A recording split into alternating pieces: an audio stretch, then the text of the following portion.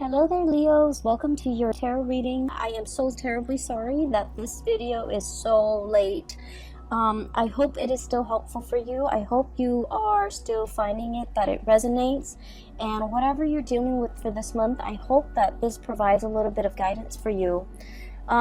So I actually had two messages that came out for you. So I'm going to talk about them in succession, okay? So first of all, when I was shuffling out the spread, it took me a really long time to form like an image, and then once that image came out, the cards started coming out. So what I saw was very distinctly, there is a man, he's driving down like a very mountain, hilly road, okay? It's a 2-lane street, and there are a lot of hills, so he's going up the hill, and he's in this really small, white, compact car. It's a very small car. It looks almost like the 80s in rural America somewhere. It looks like the 80s. So he's like, I can only see the back of the car. And then he goes up the hill, and then as he descends the hill, you see this power plant, okay? And power plants has that insignia that denotes radiation. So there's a power plant. It's white. It's looming in the distance. So it seems like that's his final destination. And then you see him getting closer and closer. The power plant looms larger and larger. It's emitting smoke. And then his car kind of stops at the gate. There's like security. He gets through, gets to the base of the power plant, and he steps out of the car with a full suit and also his briefcase, okay? So I was thinking that he works there. He works in this very intimidating, looming, like, it seems like for many of you, you might work in an environment, in an organization that is like heavily scrutinized, okay? That's what it feels like to me, because the power plant is huge. It's emitting smoke, so who knows what it's allowing to leak into the environment, right? And then on top of that, it has this huge radiation sign, okay? Is huge. The emblem is like on the side of those smokestacks almost. So I feel that for many of you, for whatever reason, there's a lot of commotion around the work that you're doing. Either the company, the organization is facing a lot of scrutiny from the press, from the public, from the neighbors even that surround that physical structure. And so I do feel like, I feel that a lot of you guys identify very strongly with the work that you do. You want work that is meaningful. You want work where your skills and your talents can be on full display. And especially for many of you, you might be like the voice, the face, the model, the mascot for whatever it is that you're working at. You might be a sales rep, for example, for a company that you work at. So you're kind of like the face of the product, okay? You could be very visible in the limelight, especially for many of you. A lot of Leos are politicians, okay? And so I do feel there's a lot of like, you're kind of like in an environment that might be facing a lot of scrutiny, and you're doing the damage control. You might be the PR person that everyone reaches out, and you might have to deflect questions, you might have to create your own red herring in order to distract people from something. From something. You might be hired to take on a position so that you can do damage control. You might be hired on by a firm in order for them to fix something that they've made a mistake on. Now, we are moving away from that November time frame, and November time frame was problematic, especially for a lot of work environment, and especially for when it comes to their public image, because we had a very profound Mercury retrograde period where a lot of deeply buried things are coming to light, okay, or were coming to light. It was in the sign of Scorpio, And so I felt like a lot of things that people kind of sweep under the rug, a lot of deep, dark held secrets, especially as it pertains to companies, organizations, and work environment and things like that. Things that people in power were trying to hide from the public, or truths that they were trying to distort, or you know, just things that they shove away when no one is looking. I feel that all of that might have come to light recently, and as a result of it, you're kind of called in to do some damage control. Okay, so that's what I was feeling. I just feel like the work environment that you're in is facing a lot of scrutiny. The people you might work with, they might have their own personal issues that's facing a lot of scrutiny. Okay, and they're faced with a lot of scrutiny. And I am sensing a lot of people will come to you for the month of December, asking for advice, like, should I do this, should I do that, because they're really concerned about their public image.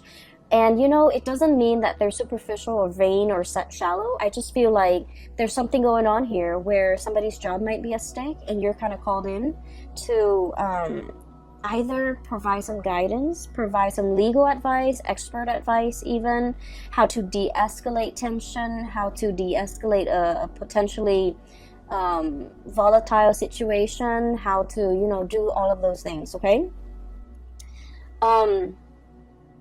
I also feel like, you know, you're good at your job. You're paid very well. For many of you, you're paid very well for the work that you're doing.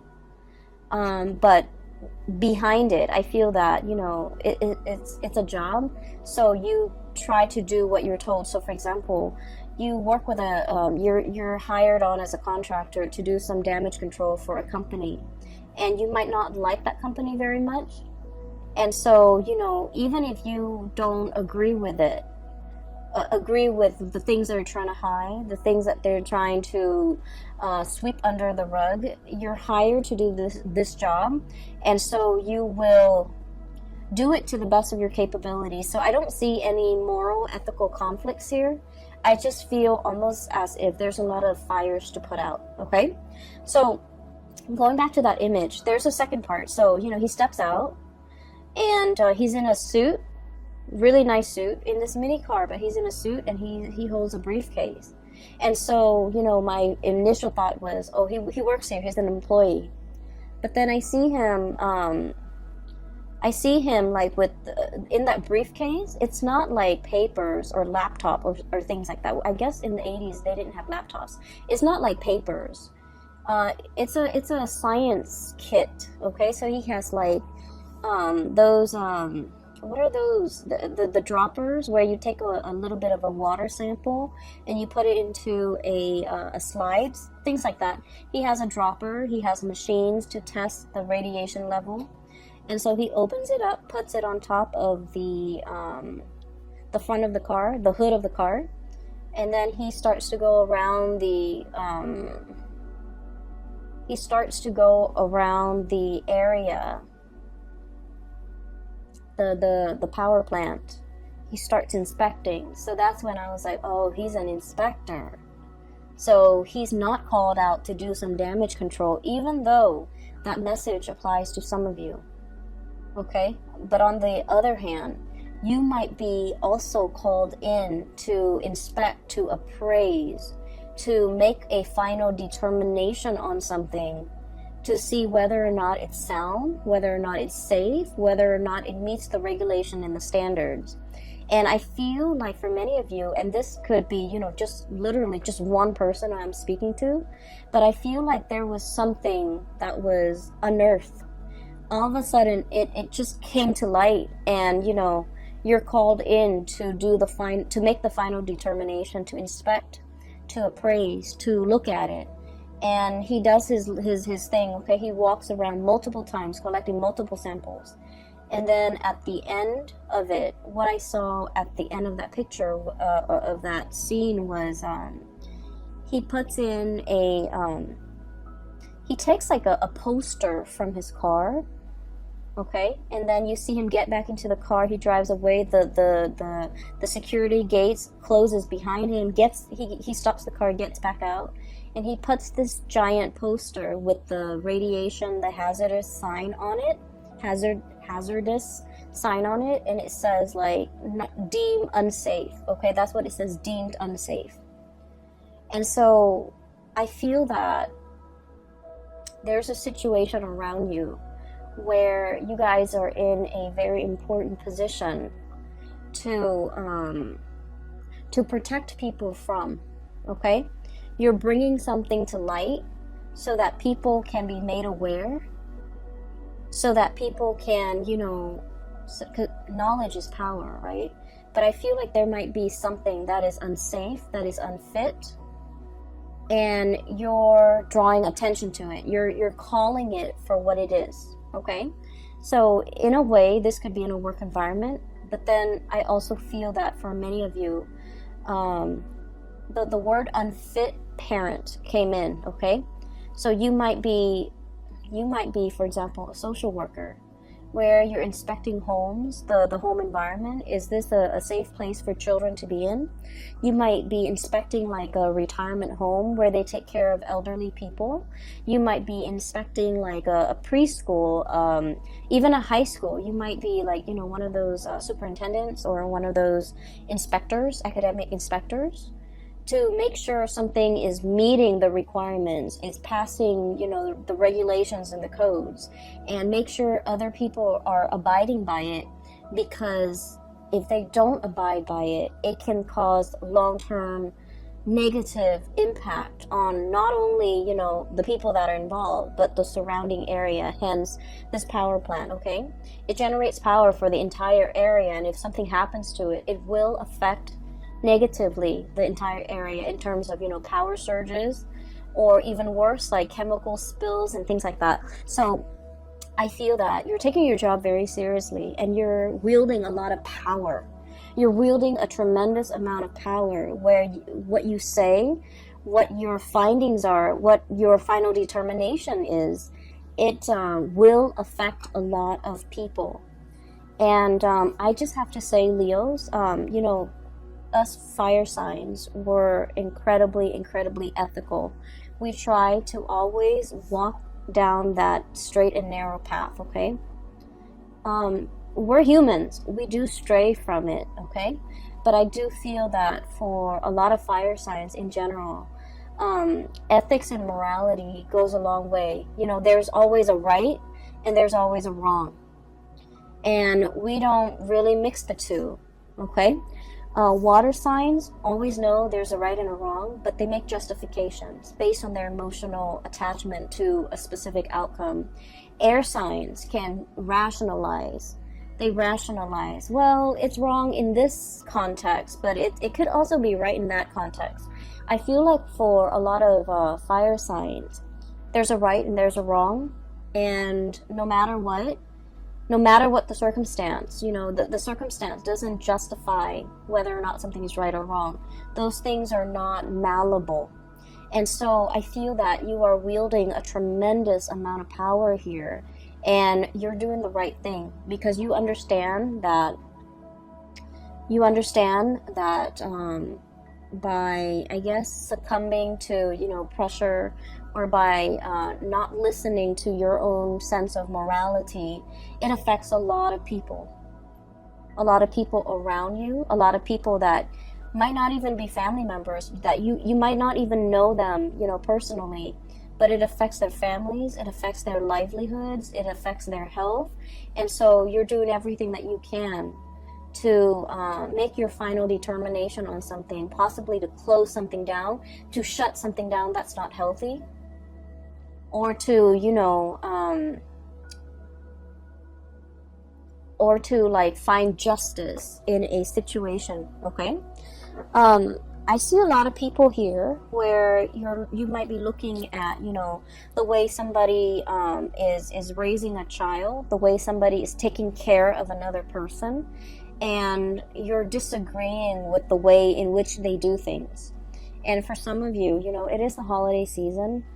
We're going to be dealing with a lot of family members. So I do feel some of these issues are coming up in the family unit. You know, it's like, you should have done this as a mother, you should have done that as a father, you shouldn't treat your parents like this. You know, all of those discussions, I feel it's coming into the picture, and I keep seeing like unfit. Somebody's unfit to do something.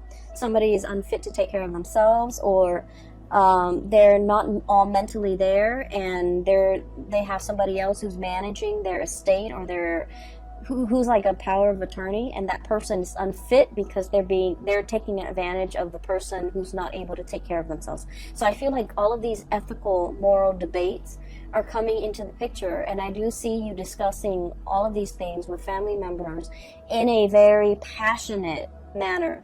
I don't see it being like an argument where we're arguing and screaming and slicing each other left and right. I don't see that. I just feel heavy discussions over somebody's qualifications, over somebody's capabilities, over, whether or not something is fit, or whether or not the situation needs to be shut down and closed off. Okay, so that's what I'm seeing. And we're 16 minutes into the reading. I just wanted to get that out of the way, okay, because I felt like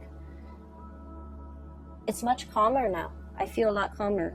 The power plants, the looming sign, that radiation sign is so strong.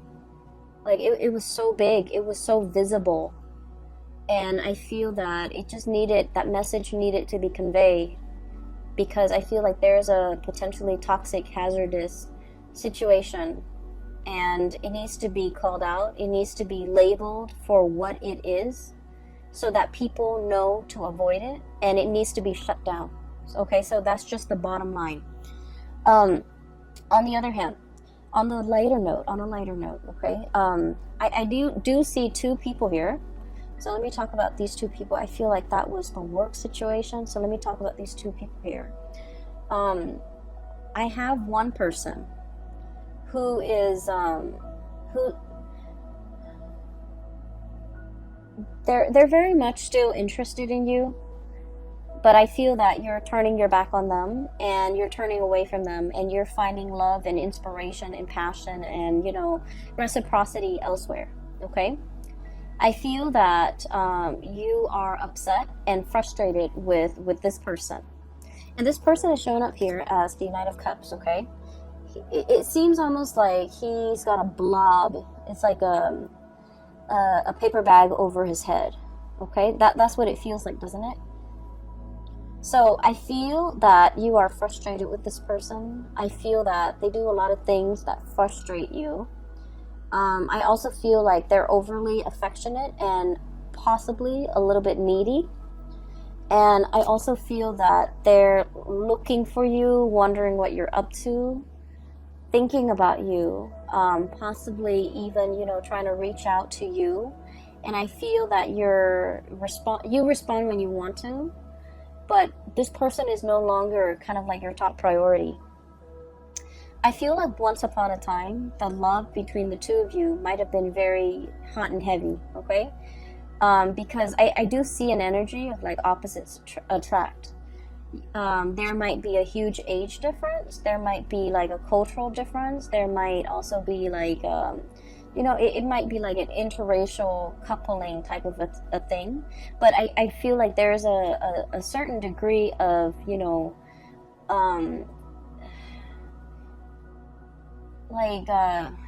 guys are very dissimilar, okay? Very different from one another.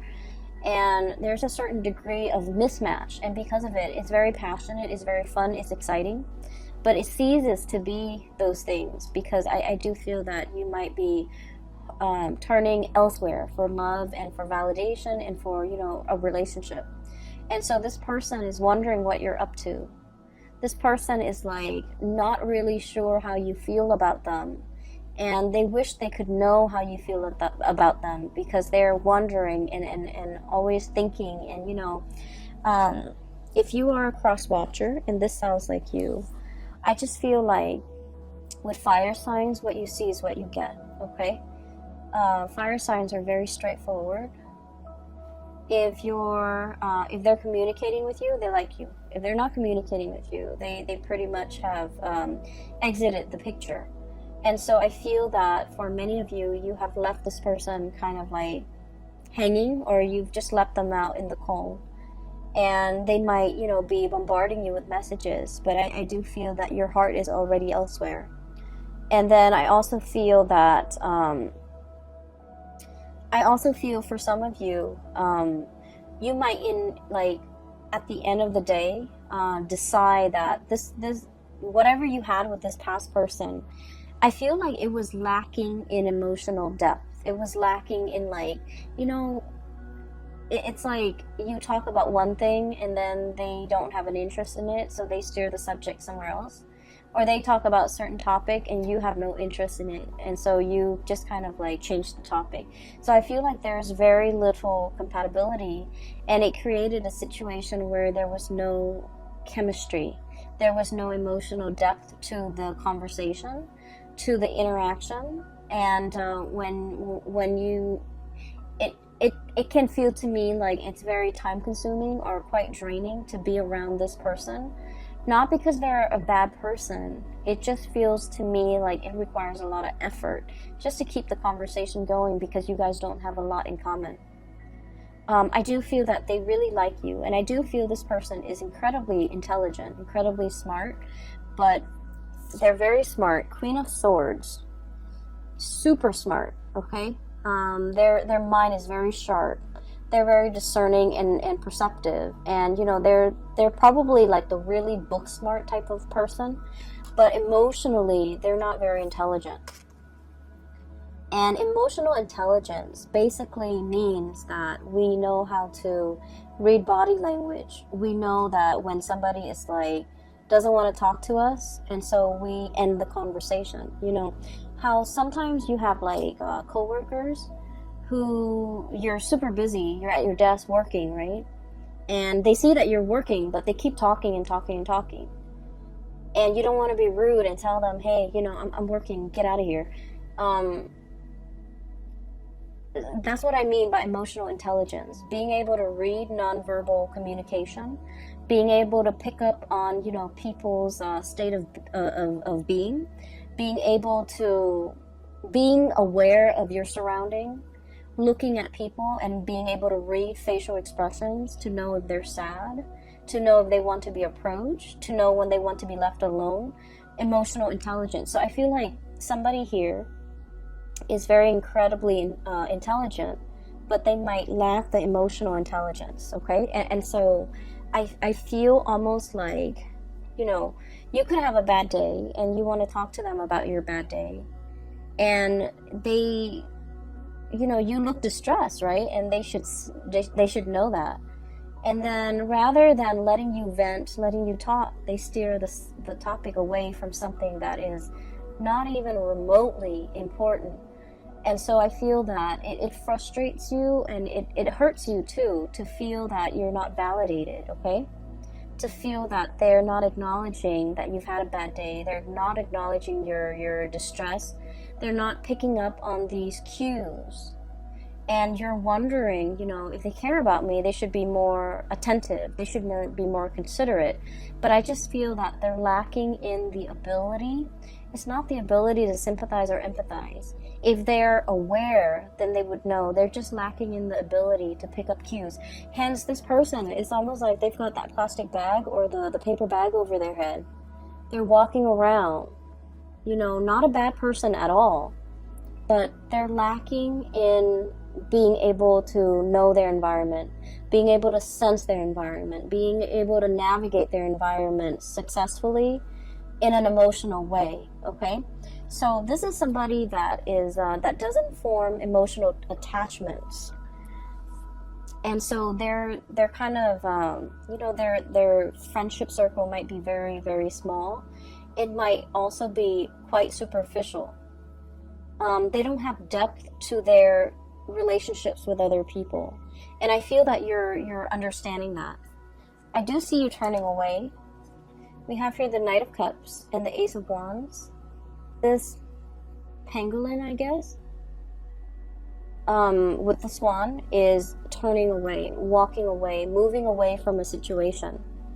Mainly because I do feel that you need more validation. You need that sense of reciprocity. You need somebody who is a lot more considerate, okay? Like in your eyes, you feel this person is very inconsiderate, but I do sense that you want somebody who's a lot more emotionally available. And so enters this person, and this is the second person here. We have here the Queen of Cups. And I'm not reading the suit as a person anymore, because we have a lot of cross watchers. We have a lot of people with different planetary aspects. And, you know, astrology is very complicated. It's the sun sign, the moon sign, the rising sign. That's like scratching the surface. That's like 3% of what astrology entails, okay? And so by saying, you know, this is a water sign, sun, moon, or rising, I feel that it just glosses over the entire study of astrology. And so I'm going to read it as just, you know, the energy of a person.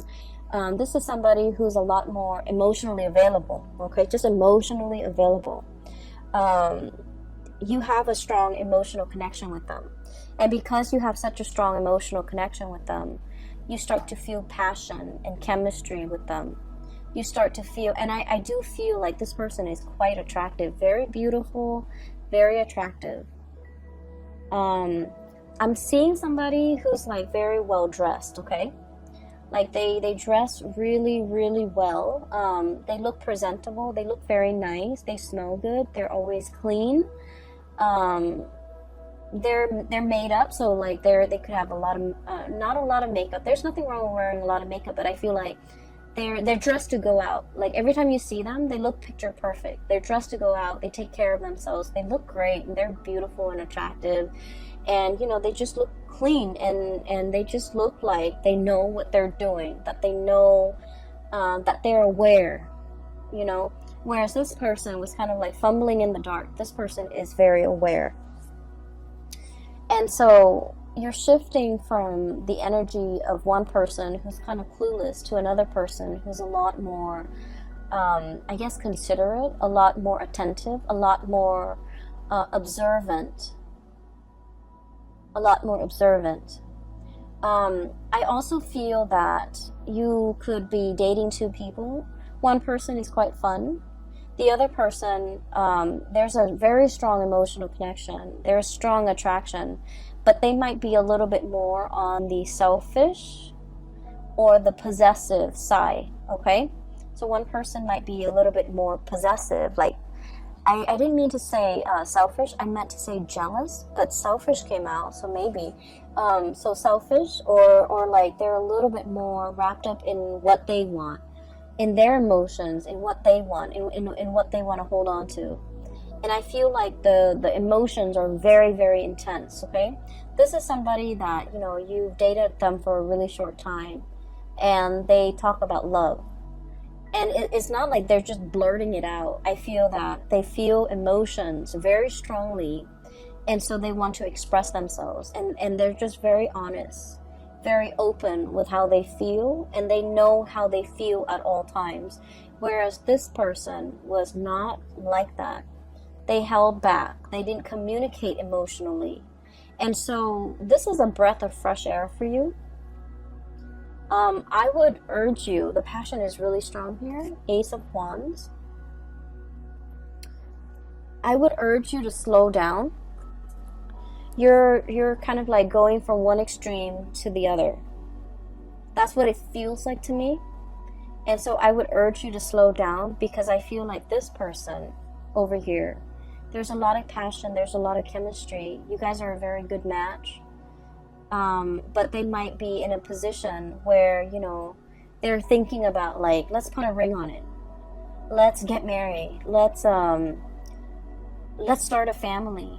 And it's like 3 months in the 3 weeks into the relationship, and they're already planning these things. And so I do feel possessiveness. I do see a sense of jealousy with this person. It's someone who's fiercely loyal, but they're also fiercely protective of the things and the people that they love, okay? She's like gripping and holding on to this lobster. And then I also feel like the realization here with this Judgment card is you're a little bit taken aback by the intensity of this person. When you were dating this person, you wanted intensity. You wanted passion. You wanted intensity. And then, so this relationship was lacking in that. So you might have moved away from it. And now you're meeting exactly the person that you were hoping for. Intensity, passion. And then you realize that the intensity is too much. So you're kind of like stuck in this loop, okay? And that's what I mean by you're moving away from one extreme and landing yourself in the other end of the spectrum. And so if you're still dating this person, I almost feel like, it's that hazardous sign. It's that hazardous sign where it's telling you to caution. It doesn't mean they're bad people. It just means, you have to think about, why is this person so possessive? Why is this person so jealous? Why is it 3 weeks into this relationship and they're already talking about marriage, talking about children, talking about, moving in together, getting a house, getting engaged? So mull these things over, mull over these decisions, because with the Ace of Wands, it denotes to me impulsiveness as well. And so we want to make sure we are on the same page before we can make these, major decisions, okay? Especially if we have children in the picture as well. So I feel like something is starting off really, really fast. It's great. It's passionate. And I feel that this person really likes you. And they might feel that you are the one. And then I also feel you have that ex coming back into the picture. And I feel like they're totally opposite people. On at first glance, or from what you remember, or from what you know about these two people, they're totally different people. But in its essence, I feel one person is a lot more expressive. The other one was very non-expressive. But at the heart of the matter, their energies are very similar, okay? They might have issues when it comes to emotional expression. One is too much, one is too little. Try to find that balance, okay? You might be that middle ground for them, for both of them. You might be that anchor point, and that's where they gravitate towards you. So just be careful that you have to moderate a relationship. Just be careful that you have to be the one where the other person leans on, because that can create, codependency. So, you want to be careful of that, okay? The second image that I saw for you was, I see this dark corridor. It looks almost like a hospital or like a school. It has a lot of different rooms, and it seems very clean and kind of sterile. And it's dark. It's, I can see a little bit, like I would say 30-40% visibility. It's dark out, the hallway is very dark, and I see this man kind of walking down this corridor, and he can't really see, he can't really see, right? It's dark. So he's holding out his hands. He's walking slowly, he's holding out his hands, trying to feel, for where the walls are, what's in front of him, so that he doesn't trip and fall. So he's walking, and it makes me feel really uncomfortable. I'm looking at him walk down this hall, but I feel the discomfort because, when we're in that kind of an environment where we don't know what's underneath us, where we don't know what's 10 feet in front of us, it can feel very unnerving, and it can also feel just really uncomfortable, vulnerable and exposed and uncomfortable. Okay, those are like the messages that came through, especially like vulnerable. And so I do sense heavily that you're in a environment where something is very new, and it makes you feel a little bit vulnerable and a little bit exposed and a little bit uncomfortable as well. Do I take off running? Do I just run to the end of the hall and hope that everything will be okay? And what use is it if I'm meant to get hurt? Do I just get an early start and just run and make it fast and swift? Or do I slowly put myself through this agonizing discomfort feeling around for what's in front of me, feeling around for what's around me, and prolonging the discomfort, right? So I feel like those are the thoughts going through this man's head as he heads down this hallway. From what I can see, the hallway is clear. There are no chairs just thrown about. There's nothing that can really hurt him. It's a sterile environment. And so I just feel like a lot of what you're experiencing is the novelty, the newness of a situation where you're going to have to kind of, it's like you don't have the map, you don't have the blueprint, you don't have the previous knowledge about this situation. And so you're kind of like thrown in and, you know, forced to figure things out. For some of you, you might be dating somebody who might have children, and you're doing this for the very first time. And you're just like, I don't know how this is going to play out, but, you know, I'll do it little by little. You might be like in a relationship, and you're meeting somebody's parents for the first time. And you're just like, I don't know, it's going to be, you know, a little bit strange, uncomfortable, awkward even. But let me just jump in and then feel things out. And then for others, you might be taking somebody, excuse me, you might be dating somebody who is ethnically, culturally, very different from you, religiously very different from you. And, you know, you've always had like preconceived notions in the back of your mind. It's going to be like this, or they're like this, you know, so-and-so is like this race, this religion is like this culture is like this. And so you're kind of like nervous about like how to bridge that cultural divide, how to bridge that divide in general with a significant other or somebody that you're dating. And I do feel what's coming through is relationships that are very new, like a budding romance where there's still a lot of chemistry, a lot of getting to know each other, a lot of like, you know, showing your best selves to each other because the relationship is still very new. And new love is always, you know, really sweet, but it comes with it that sense of butterflies in your stomach because you don't know everything about the other person, and you're still trying to figure things out, and you're still learning about each other, and it makes it really exciting. So I feel like this spread is all about that you know, that it's like a fizzy, almost like champagne, sparkling water. It's like that, the fizziness, the fuzziness, the butterflies in your stomach that comes with the territory, that comes with a new job. It comes with a new relationship. It comes with like a situation where you're thrown into an environment that is very brand new to you. You don't have a map. You don't have guidelines. You don't have like a manual for how to do things. All you can do is dig through, you know, your lab kit and, you know, take a little bit of sample here, take a little bit of sample there, take samples, test the parameters, and then reach your conclusion. So I feel like you're in a very good environment to, I don't feel like it's experimentation, but I feel like it's like testing the waters, okay? Testing the waters, navigating this environment so that you can make the final determination, like, you know, is this worth my time?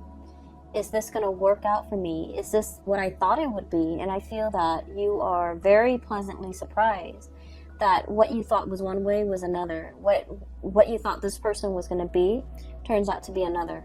Okay, that can be good or that can be bad, but I do feel this sense of like, you know, this fizziness coming through where you're experiencing the joys of the anticipation, the excitement, and the trepidation, all of it. And I feel like it's all surrounding a new situation that you're navigating, and especially a new relationship, okay?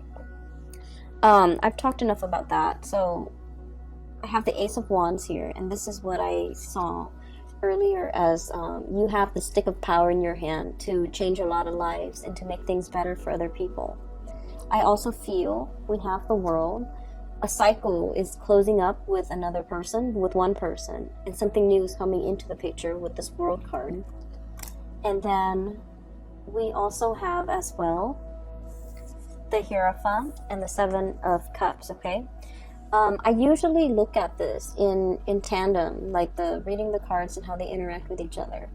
This is all your findings. These are all your results. These are all the things that you imagine something to be. And you're making that final determination, writing up your analysis, writing up your assessment, writing up your findings. And, you know, people are deferring to your judgment, okay? So the last 4 cards is very much about, you know, the major energies for this year, because we have the Hierophant and the Hangman, which are major arcana cards. So I do sense here a conclusion is reached. People are waiting for your final say, for your final word, for your word of wisdom to tell them whether or not something is fit or whether or not something is a good fit. Okay, so you might even have like 2 potential suitors waiting around for you and asking you to decide. Okay, asking you to decide. Like, is it going to be me or is it going to be that other person? And I feel like you've already made up your mind, because you want to go for that relationship that has a lot more emotional depth to it. And you're meeting somebody that will show you the depth of emotion like nobody else can. Okay, I will leave it at that. Thank you so much for joining me for this reading. I hope it is helpful for you guys. And I promise you, I promise, okay? And this is no joking matter. I will get your videos out on time. For the month of January, we have the holiday season. Work is slowing down a little bit for me. So I should be able to publish them on time, all right? I wish you all a very wonderful holiday season, and I'll see you in January, okay? Take care.